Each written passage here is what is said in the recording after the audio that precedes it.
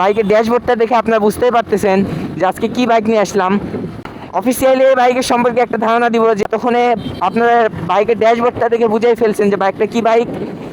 তো চলেন এই বাইকের সম্পর্কে কিছু ধারণা দেওয়া যাক আপনাদেরকে। By the way, what's up everyone, welcome to my Facebook page Random Rider. 007 হইছে আমগুলোনির বুড়ি বাড়ি তামুক তেনা পানি মাইরা স্লাইস করে ছুরি মারি কই ভাজা পোড়া আলুর চপার পুরি পারি সন্ধ্যাবেলা বাইকে চড়া পোলা পাইনছ বুড়ি গাড়ি বেগম বাড়ি শীত বাড়ি গোপ ভাই পুরাই করা করা থটল রেসপন্স কি আর বলবো ভাই, একদম আগুন, সেরা বাইক। তবে বর্তমানে এই বাইকটা নিয়ে সব থেকে বেশি আলোচনা সমালোচনা হয়। সমালোচনার শীর্ষে থাকা একটা বাইক নিয়ে আজকে কথা বলবো।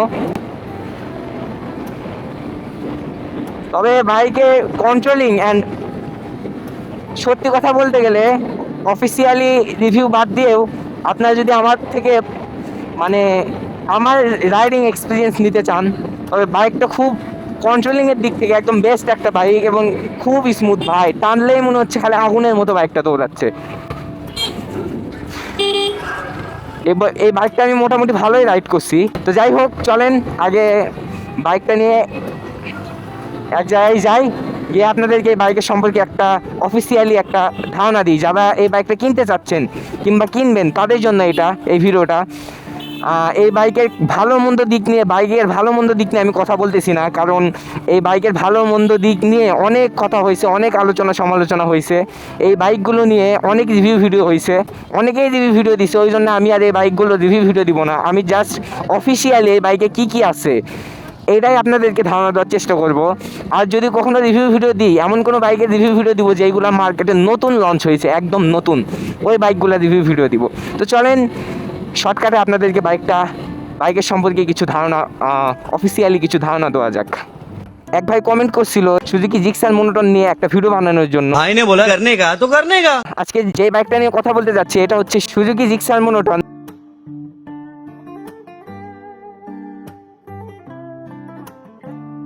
বাইকটি বাংলাদেশে অফিসিয়ালি ভাবে প্রথম লঞ্চ হয় 2018 সালের 9 সেপ্টেম্বর। চলেন সর্বপ্রথম এই বাইকের ইঞ্জিন নিয়ে কিছু কথা বলা যাক। বাইকটিতে ইঞ্জিন হিসেবে ইউজ করা হয়েছে 54.9 CC air cooled engine, 14.1 PS পাওয়ার এবং 14 Nm টর্ক, 5 স্পিড গিয়ার বক্সের সাথে বাইকটির থ্রটল রেসপন্স একদম অসাধারণ, মোচড় দিলেই জাস্ট রেডি টু ফ্লাই। বাইকটিতে সেফটি হিসেবে পেয়ে যাচ্ছেন ডাবল ডিস্ক এবং পেছনে অ্যাডজাস্টেবল 7 স্টেপ সাসপেনশন উইথ 130 সেকশনের চওড়া টায়ার। রানিং এবং হাই স্পিডে বাইকটার গ্রিপ পাবেন এক কথায় অসাধারণ।